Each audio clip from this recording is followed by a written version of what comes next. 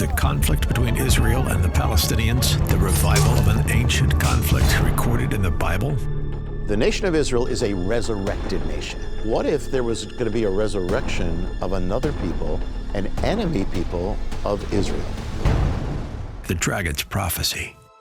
Watch it now or buy the DVD at thedragonsprophecyfilm.com. Hi everyone, I'm Danielle D'Souza Gill, and I am Dinesh's daughter. I will also be guest hosting for him today. I am the author of 2 books, Why God, an Intelligent Discussion on the Relevance of Faith, and The Choice, The Abortion Divide in America.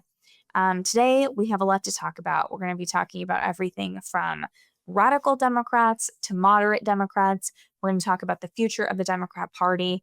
We're also going to speak with Tony Ortiz. He is from Current Revolt, and we're going to talk all about some Texas politics, give you some pulse going on there because there's a lot going on. So we will dive into these things, but we're going to start by talking about the Democrats at large. This is the Dinesh D'Souza podcast.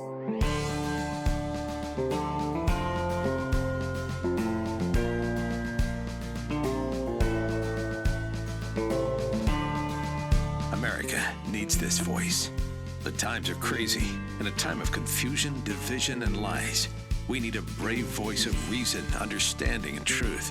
This is the Dinesh D'Souza podcast. You know things aren't going well in the land of the Democrats when the Democrats themselves cannot agree or message on a strategy. After a series of off-year election wins in deeply blue states and districts that they were expected to hold anyway, Dems touted the results as a referendum on the first half year of Trump's second term. The New York Times breathlessly hailed the loud rebuke of Donald Trump's first year back in office.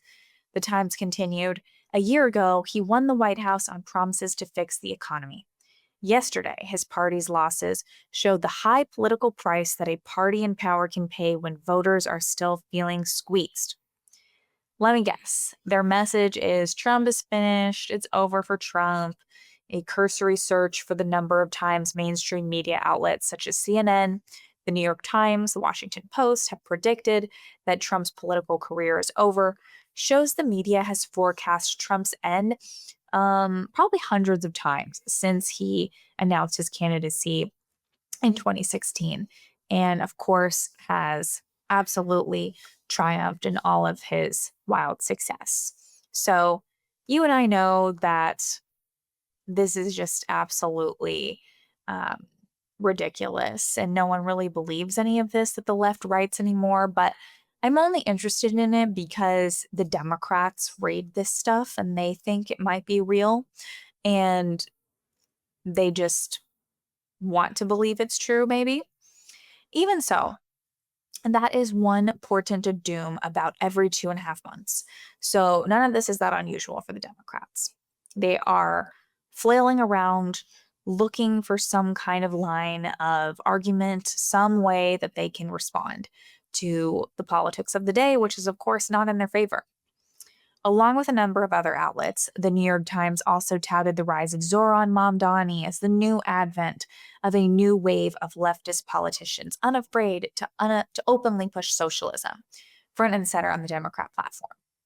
So yes, by all means, Democrats, make the rejected movements of history your party's future. What could possibly go wrong?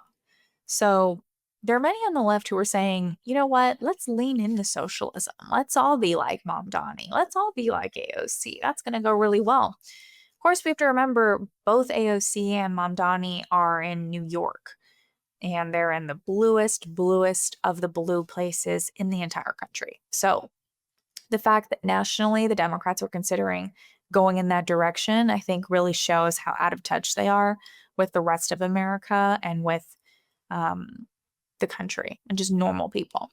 Normal people are not radical socialists like Mamdani and AOC. Normal people do not live in the places that they live, and normal people do not find that stuff out appealing, honestly. So I think that they're going to really suffer if they lean in that direction. Now, maybe it's fun for them to talk about Mamdani and AOC because they helped turn out the most radical part of the Democrat base. So I do see why they shoot for that. However, having them as kind of the main Democrat in the party, having them leading the party, I don't really think that's gonna go anywhere, certainly to win a national race.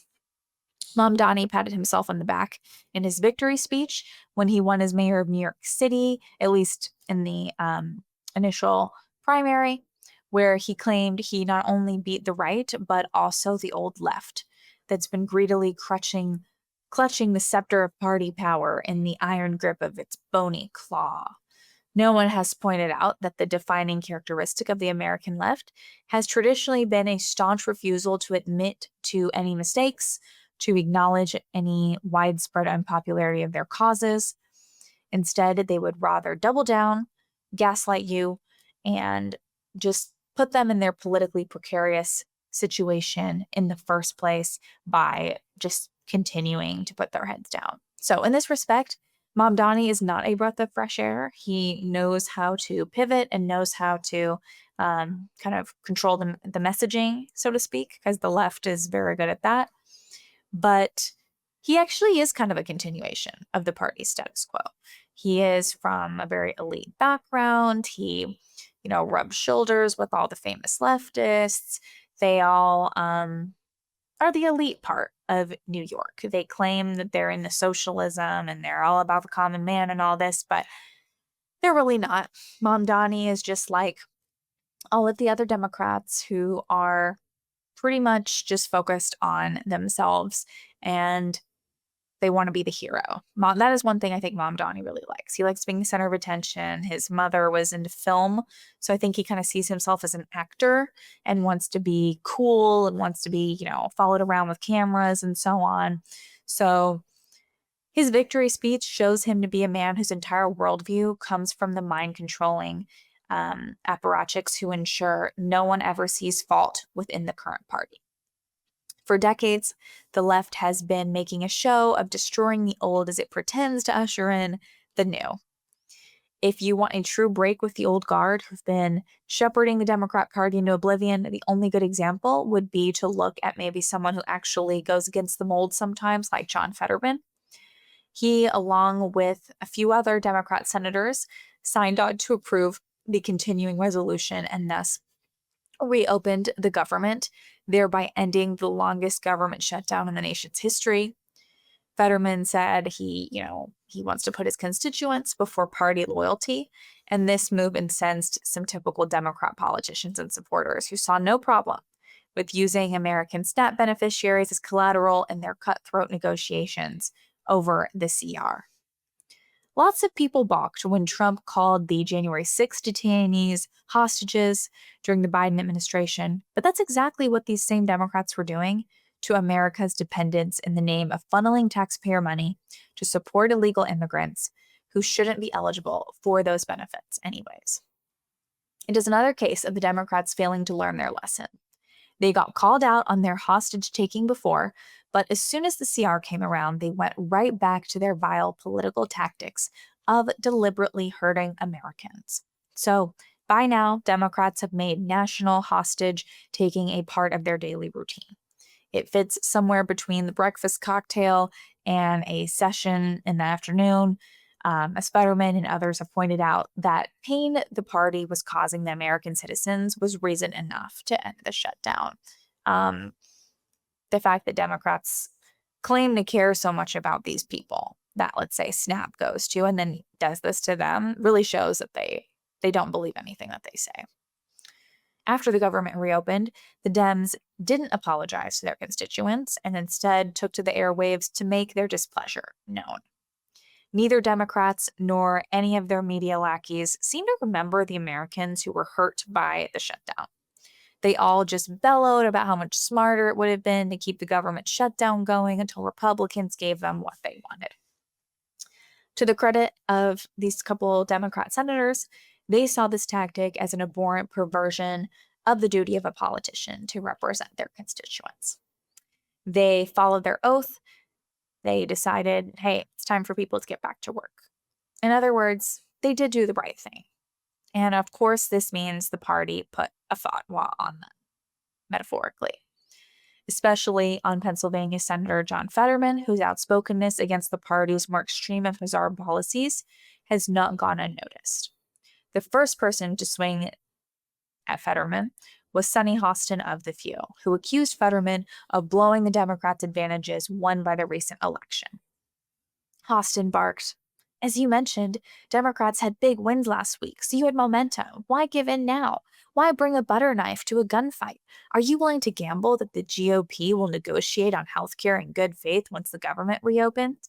Because if that gamble's wrong, 500,000 Pennsylvanians you represent, their healthcare costs will skyrocket if you're wrong." Implicit in Hostin's hypothetical scenario regarding healthcare costs skyrocketing is the assumption that Democrats have not been lying about that probable outcome from the start. From all the data that we can see in the shutdown drama, it's the Democrats who don't care what happens to their voters, including their healthcare.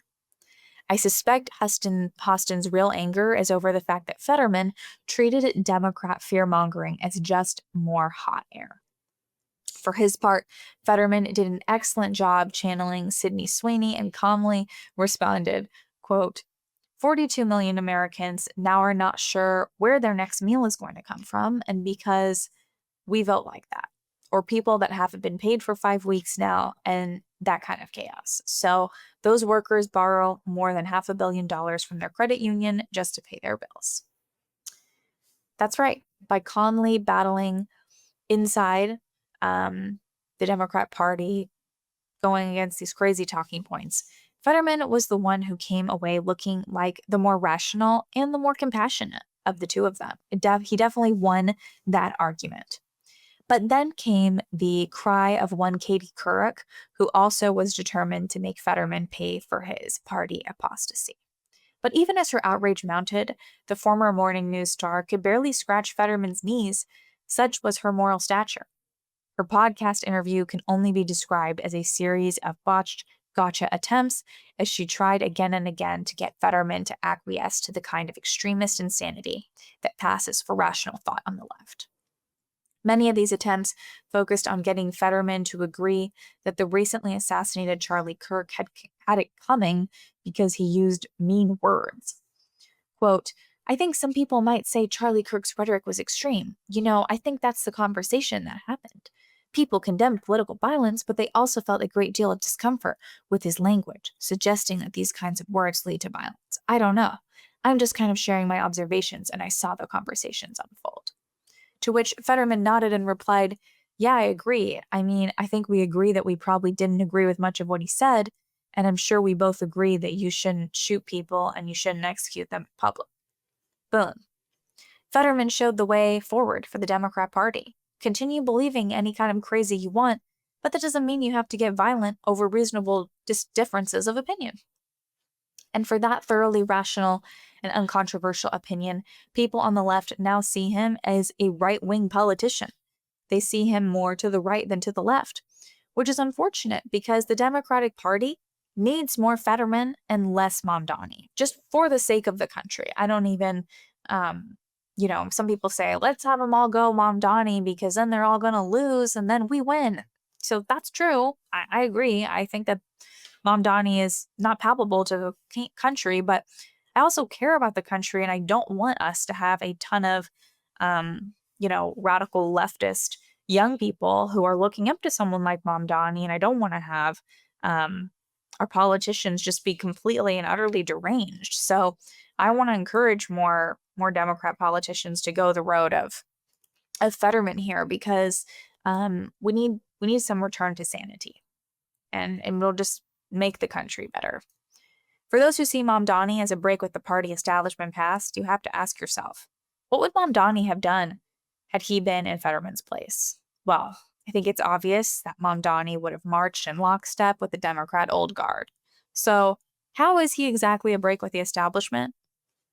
He isn't. He is going to do the bidding of the Democrats every single time, and Fetterman is really the one who is stepping out and breaking, you could say, with the establishment. Mamdani is not something at all new for the left. He's just packaged differently. He's packaged cool. He's packaged as, young socialism. But he's really just like Nancy Pelosi for example, who will just stick with her party on every single thing. There's nothing new there. We see that Mamdani is similar to Schumer and that they're both wistful for the glory days of Soviet supremacy. They're both the type who confuse breadlines for compassion and gulags for sympathy. Both of their ideologies are going to lead to the same kind of socialism. But it's just like Democrats to confuse style for substance.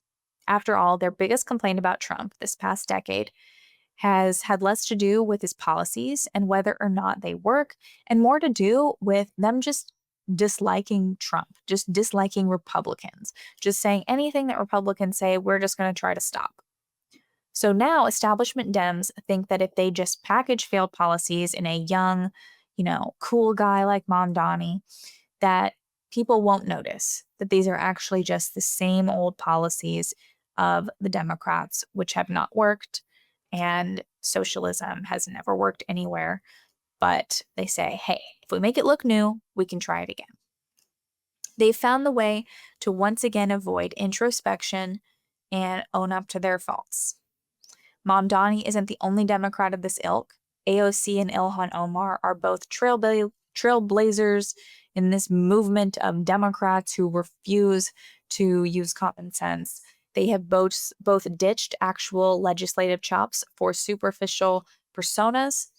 It's your ideal kind of new Democrat politician, the squad, as they say. You get notoriety off of your crazy views, and you never have to actually deliver on any of the left's insane promises. After all, it is hard to keep promises like free bus rides for everyone, government-run grocery stores, the government buying up housing, forcing people to pay higher taxes because they're white.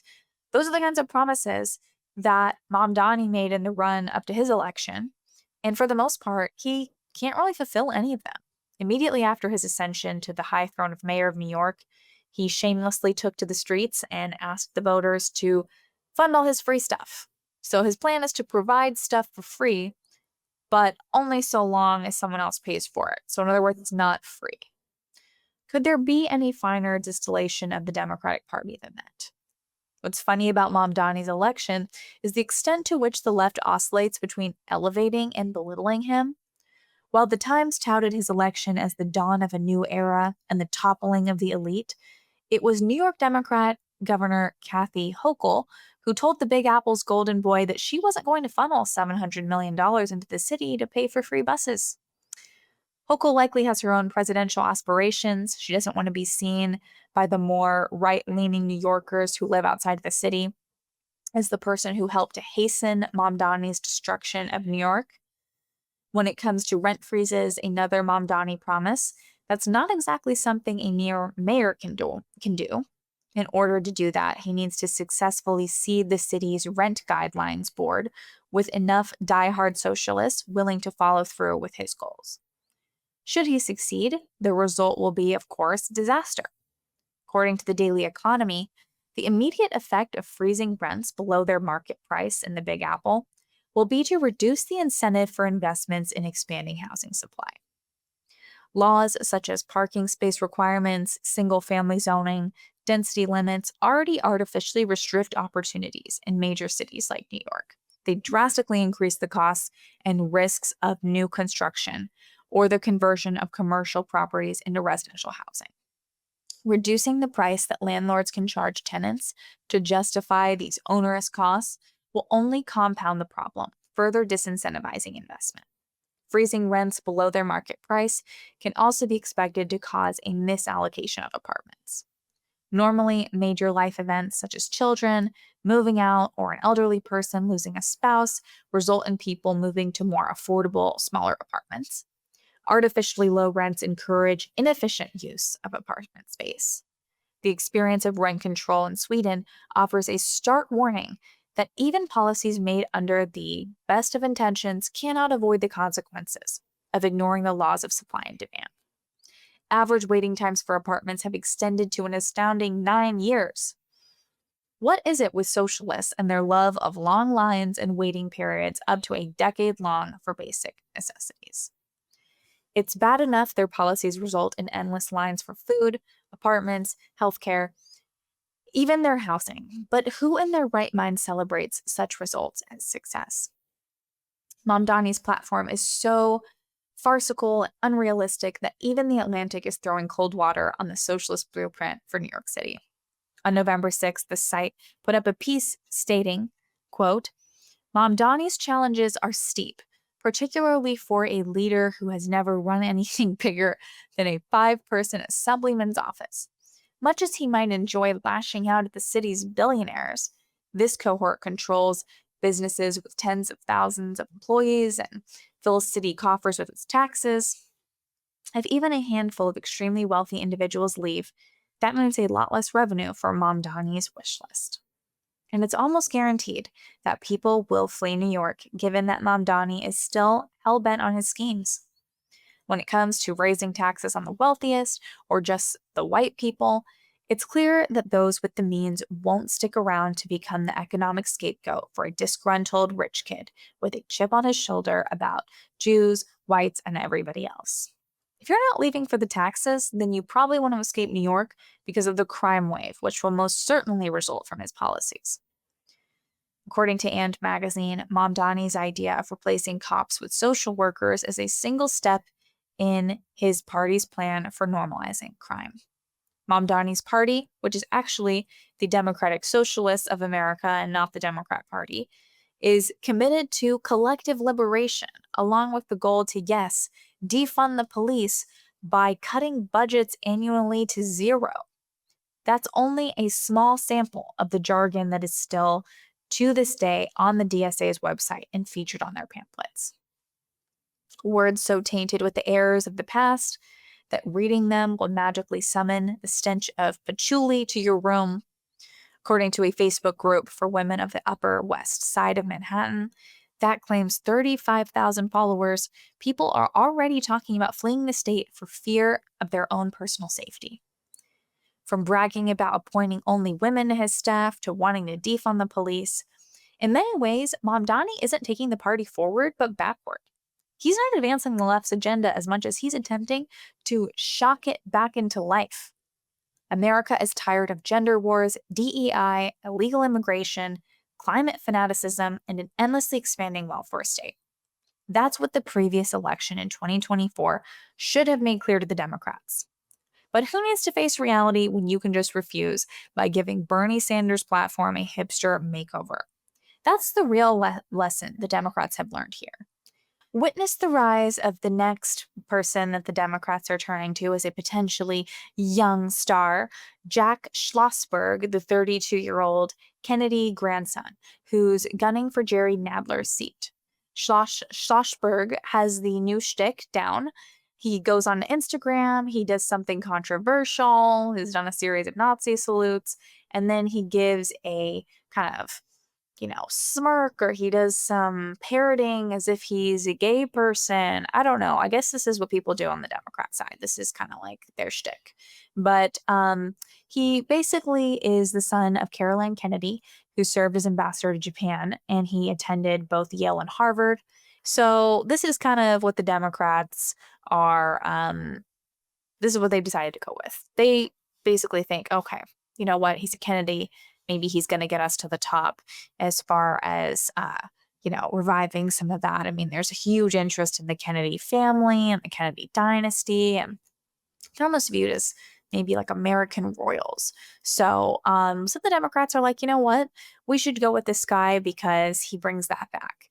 And they will maybe be drawn to that because of his name as opposed to what he brings to the table. They're banking heavily on attitude and edge to make up for lack of kind of intelligence. They've convinced themselves that this is what worked in recent elections while ignoring how it ultimately failed them in the shutdown negotiations. But while they want to seem young and edgy, well, honestly, I don't really know if this is that edgy, but they're basically on the edge of defeat. The Democrats, they don't have a lot going for them. They don't have a lot of candidates on the bench. They don't have a lot that they can search for. And honestly, it's because they've divided their own party.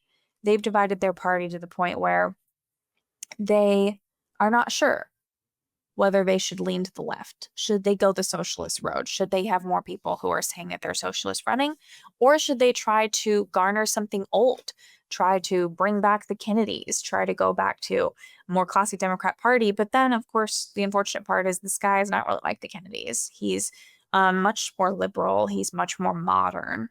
And so he's actually more similar to the Democrats today than he is to JFK.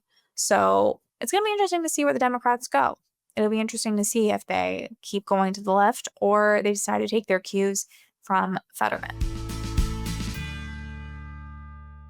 MyPillow's right in the middle of their big 3-in-1 sale, and you need to get in on it. They got a limited edition product, a back-in-stock special, and a closeout deal you won't find anywhere else. MyPillow bed sheets, just $29.88. Any color, any style, any size, even kings.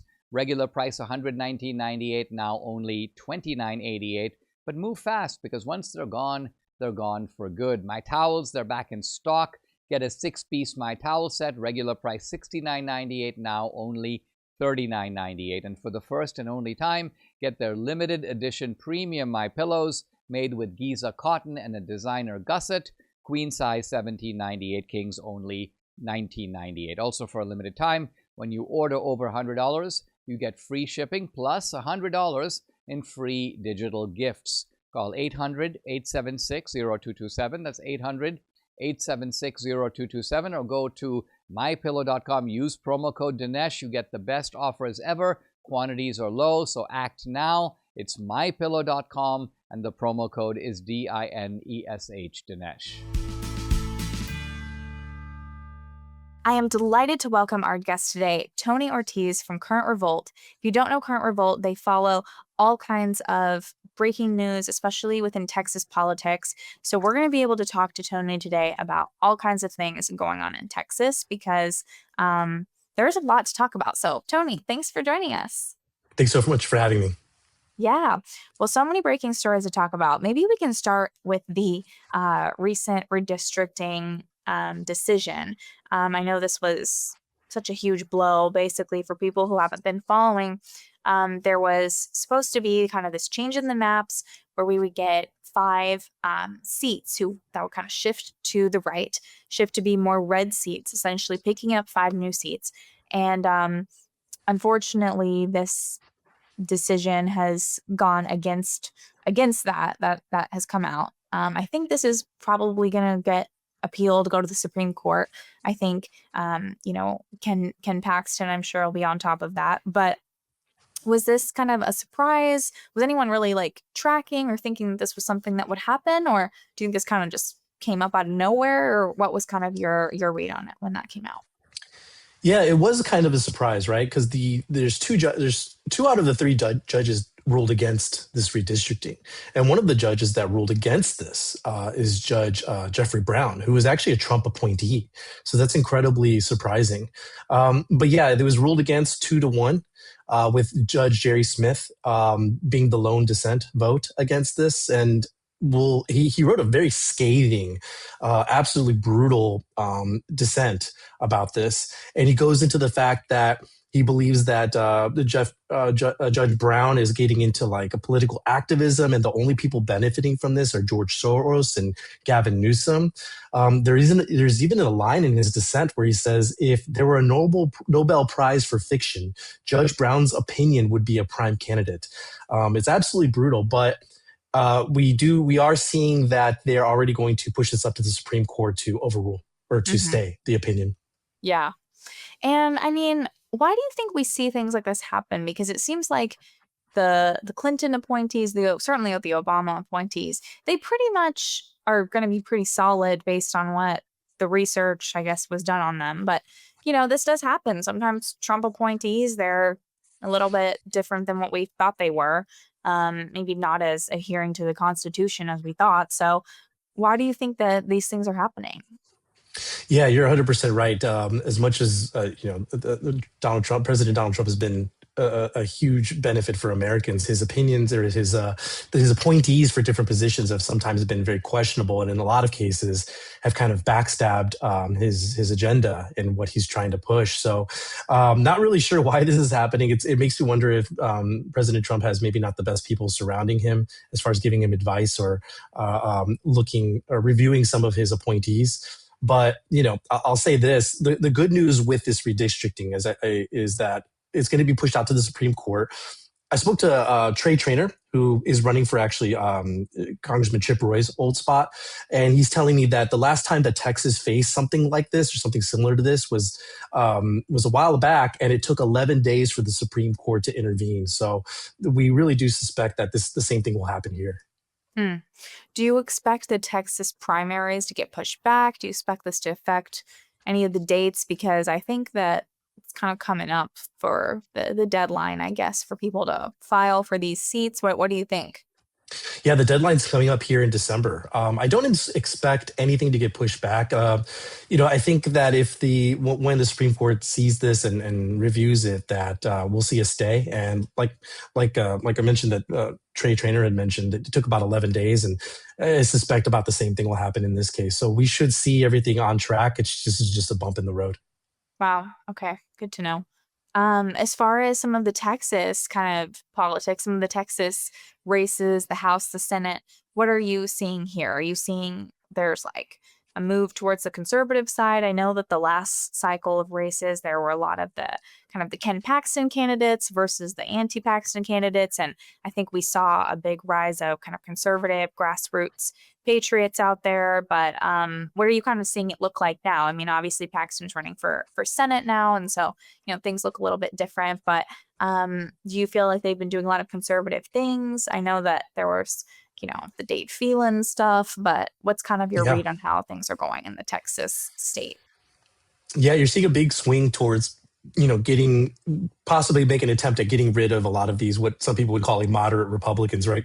You've got Representative Steve Toth, who was a House representative here in Texas, and now he's running for Congressman Dan Crenshaw's spot. And Congressman Crenshaw last night faced some kind of a little bit of scandal. Punchbowl News reported that he was banned from international travel for a drinking incident involving a joke that offended somebody. And Congressman Crenshaw put out a statement saying that this was fake news, essentially. But there's a lot of fighting going on, and there's a lot of people that are seeing this wave of kind of Trump MAGA movement as an opportunity to go in and get rid of a lot of these kind of soft, moderate Republicans throughout the state. Mm-hmm. Yeah. Yeah. What do you think about where, maybe at least within Texas, where do you feel like the political kind of future is? Because I feel like before even just recently, I would say, well, obviously America first, obviously we're going to move to the right, and there's going to be more grassroots involvement, and we're going to have, these moderates, they're not going to win unless we don't really put up a good race or something, maybe, but we're going to, we're going to be more popular than the moderates. But I almost feel like now it's kind of moved to the right a lot, in the sense that it's more of the right wing kind of America first people versus maybe the white nationalists or something. Like it's just even further. Do you feel like you see that come up in any kind of like, I think someone maybe asked a question about it in the AG forum that you covered, but do you see that at all? Or do you feel like, no, that's kind of just like Twitter world, and real life Texas, it's kind of the same? It's absolutely Twitter world. There's, I speak and travel throughout Texas and talk to a lot of grassroots activists and voters in general. And this whole agenda of saying or trying that the left is trying to push, that like the right is becoming very white nationalist or racist or whatever the case may be, is limited to a very, very, very, very small percentage of goofy weirdos on the internet. The majority of voters and activists don't subscribe to this train of thought. They're not interested in this more racism and racial play and things like that. It's just not something that voters are interested in, especially right-wing voters.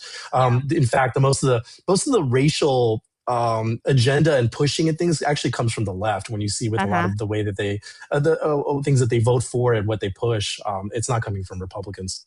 Yeah. Yeah, and what's crazy is the left, I mean, in real life, like, they are the much more racist group. Like, conservative people in real life are not like that at all.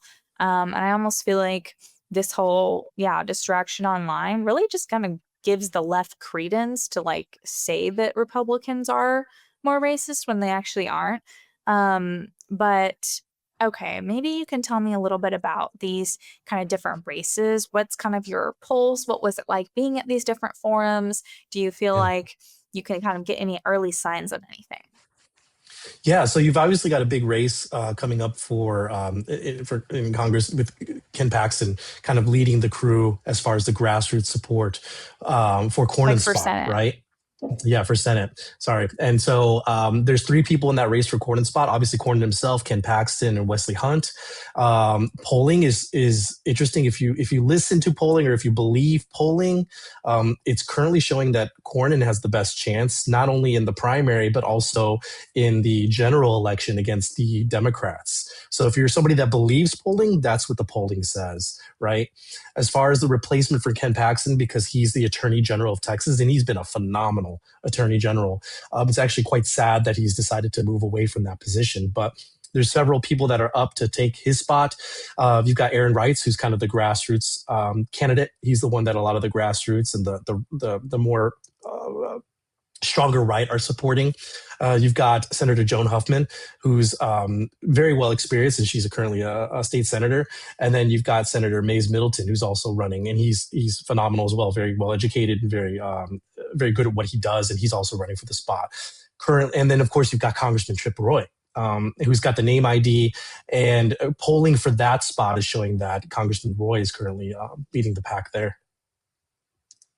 Mm-hmm. Yeah.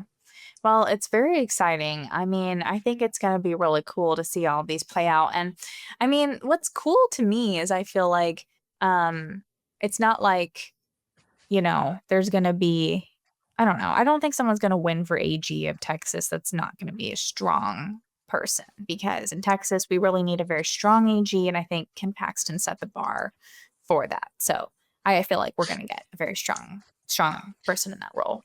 You're Maybe 100% we can right. talk a little bit about like the threat of Islam. I saw that Governor Abbott recently kind of responded to this. Do you feel like there's any unified response from Republicans to these kind of Sharia law communities, or do you feel like it's not really going to change much, or what's kind of your read? Yeah, so there's been a lot of eyes on the Epic City build out here in Texas. Epic City is a kind of a community that initially was pitched by these developers and these builders as being just for Muslims, right? And it even said in their advertising, like they got to pick and choose who gets to come to this, and you have to meet a certain set of values, which they hinted a lot as being of the Islamic faith. A lot of eyes have been on this. The AG's been on this. Ken Paxton has been all over this, and the governor of Texas, as well as the surrounding county judges. It's gotten so bad for that community in the sense that the bad PR and the realization of what they're trying to do in the state, that they've even rebranded. So they've got a brand new name, and Wow. You've got, what are they calling themselves now? I forget. I want to say it was something very generic. You'll have to forgive me. I don't even remember the name because it was something so generic. But they're very clearly trying to rebrand themselves to avoid this PR disaster, and obviously that's not going to work. But Governor Abbott has directed Attorney General Ken Paxton to kind of look into these communities and these groups that are enforcing Sharia law to see if this is really a concern that Texas face. The good news is that on my day-to-day and traveling across the state and talking to people, I don't see it as much of a huge threat. But I think this is one thing that Republicans in power see as like, we've got to nip this in the bud. We've got to prevent this from being an issue before it gets to that point. Yeah. What is your read when you're traveling the state talking to people? I mean, we have so many different Texas congressional seats up. There's going to be tons of new people. Do you feel like when you see these different races, I mean, Texas is a very big state, so it's going to look different all over the state. But are you seeing any patterns, or are you do you feel like it's too early to really say? I mean, I know the Texas primaries are very early compared to the rest of the country, but. Yeah, it's a bit early to say. We with these new drawn lines, we do anticipate that Republicans can pick up, as you said, like about 5 more seats, which is great news. The Democrat districts were kind of made stronger, kind of as a sacrifice to make the kind of purple districts more red. But you're still seeing an attempt by some Republicans to run in these red spots. For example, you've got in one race, the district's been redrawn and it's still like Democrat plus like 23, 25. So it's almost impossible for a Republican to win there, but you're still seeing some Republican candidates make a very feeble attempt to try to take it. So it's kind of fun to watch and interesting to see how they're trying to raise money for a race that's impossible to win. Interesting. What do you think about the Texas Democrats? Maybe we can talk a little bit about that because, I mean, people can't believe it's like you got like Jasmine Crockett is in the Dallas area. You know, we're in the Dallas area. It's like she's so, ideologically different. You have I think 2 different Democrats competing for Sylvester C., who passed away in the Houston area. That's a deeply blue seat. So what's kind of the messaging, I guess, of Democrats in Texas? Maybe you can give us the Democrats. What are they thinking? We just kind of see it as, wow, crazy, but I don't know. What do you think? Yeah, if the Democrats were smart, they would realize that they would come to the realization and accept that Texas is a red state with majority red voters. And a lot of their messaging, as you know, is very far left. The trans stuff, the racial stuff, and it's just too much for a lot of even even moderate voters. It's become too much. But Democrats, a lot of them haven't really moved away from that messaging. If they were smart, they would kind of go a little bit more moderate in the middle and still be Democrat.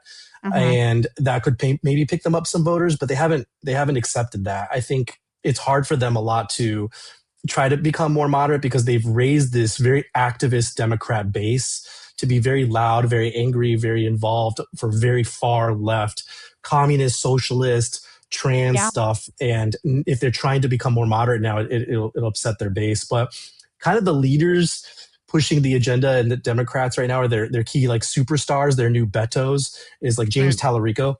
He's running against John Cornyn, and he's got a primary against Colin Allred.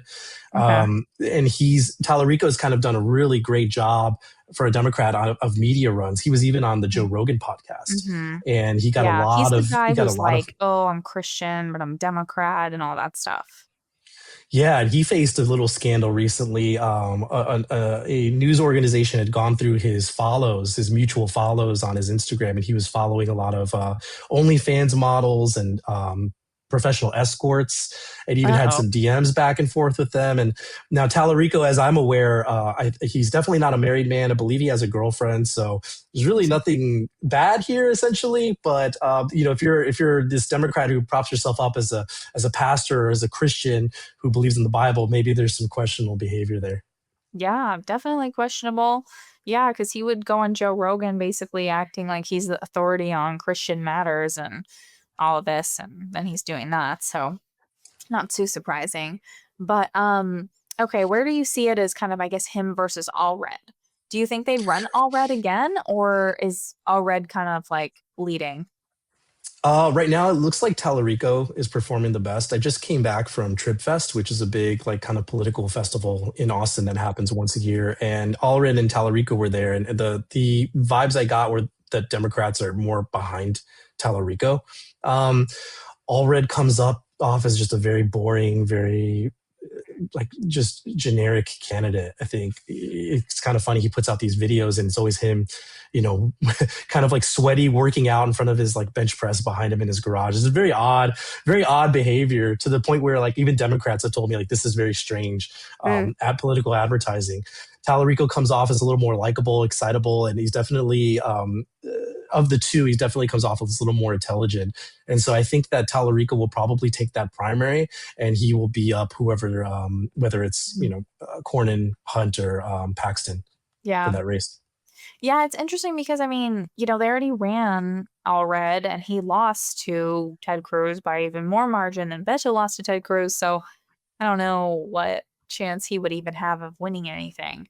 But okay, so that's on the Democrat side. And then as far as, I guess, just the Democrats, like the way that they work inside Texas, basically their strategy has been to work with like the Republicans, I guess. That's how they do it, I guess, in the House. They think, we'll just kind of give the moderate Republicans like the edge or something. Is that kind of still their strategy?